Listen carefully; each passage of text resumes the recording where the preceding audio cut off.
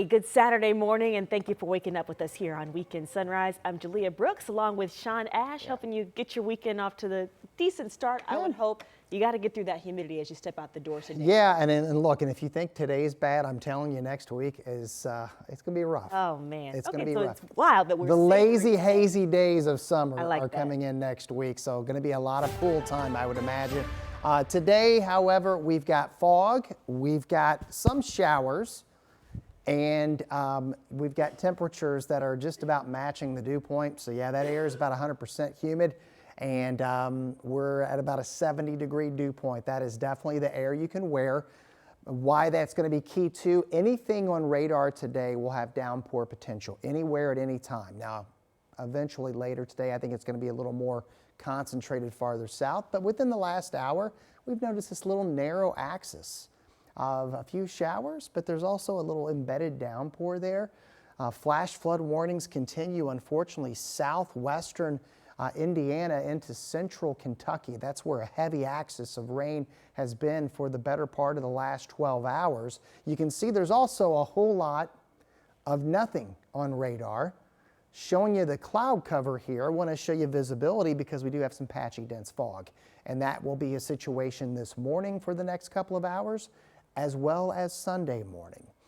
Here in Indy, we're at 70. It's a little bit of an east wind, and dew points, as I mentioned, near 70 degrees. Remainder of the day, we'll get up close to 80 degrees.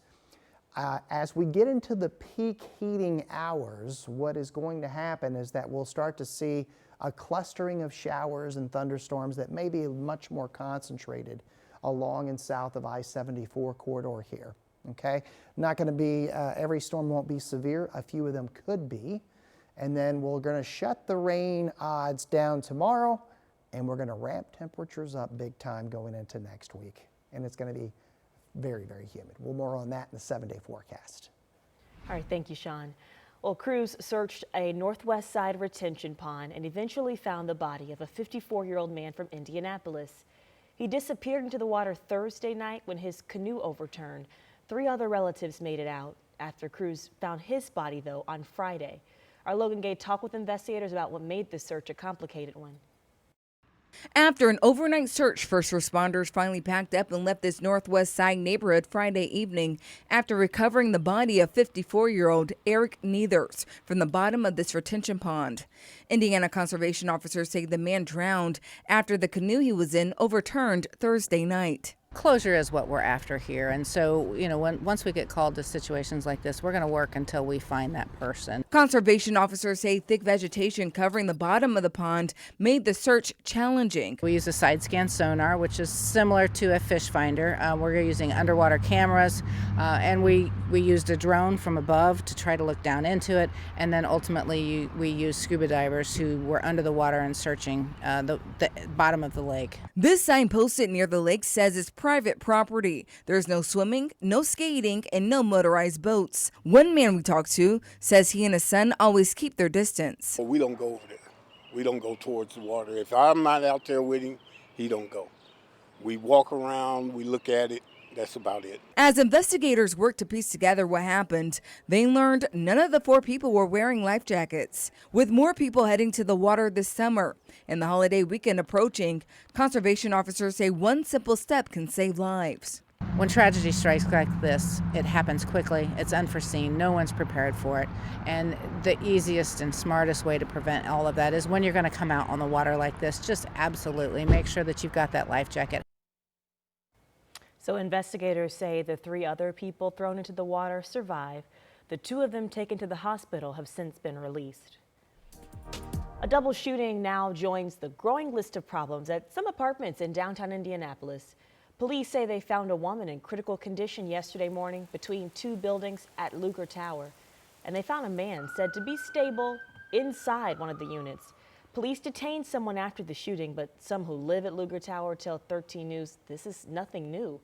In fact, we were there at Luger Tower earlier this year. This is a look inside of the laundry room and the stairwells with dirt and trash there. Residents shared some of these pictures of people sleeping in the hallway. We also looked into police reports extensively, and since the beginning of the year, there have been 61 reports linked to this complex.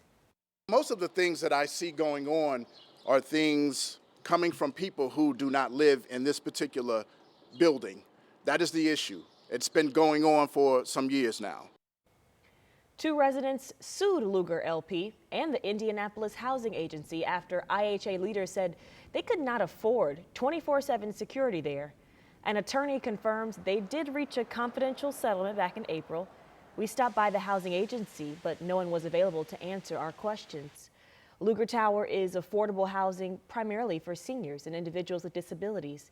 There is a police camera outside, and IMPD tells us officers do patrol the area regularly.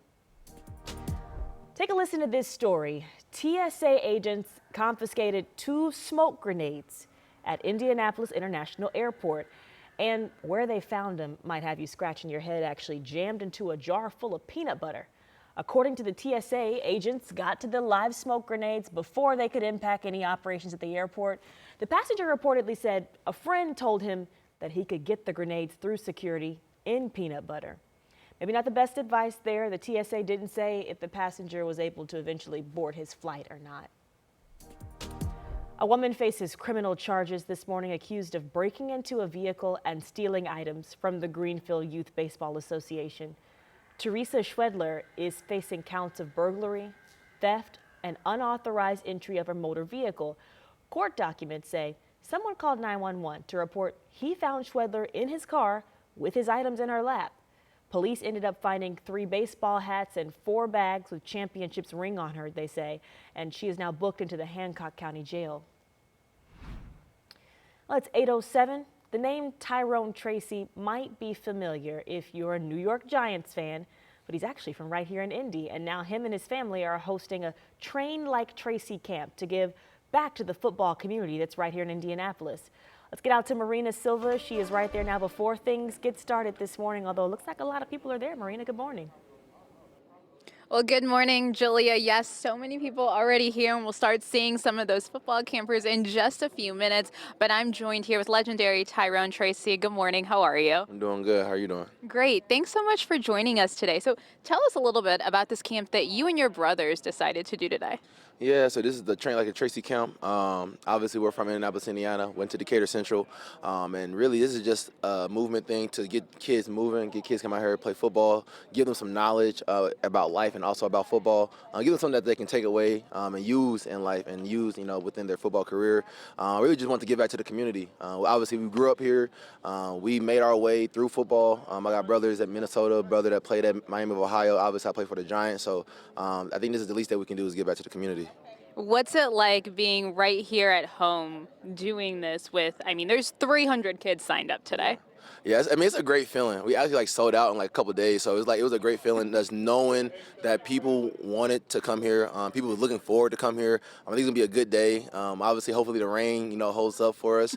But even if it don't, man, it's football. We're gonna be out here having a great time, great energy. I got faith in my squad here. We're gonna have, a lot of people here, but we also gonna make sure that everybody leaves with a smile.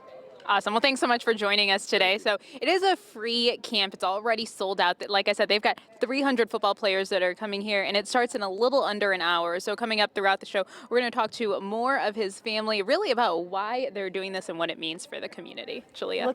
Looking forward to it, Marina. Thank you. We'll see you soon.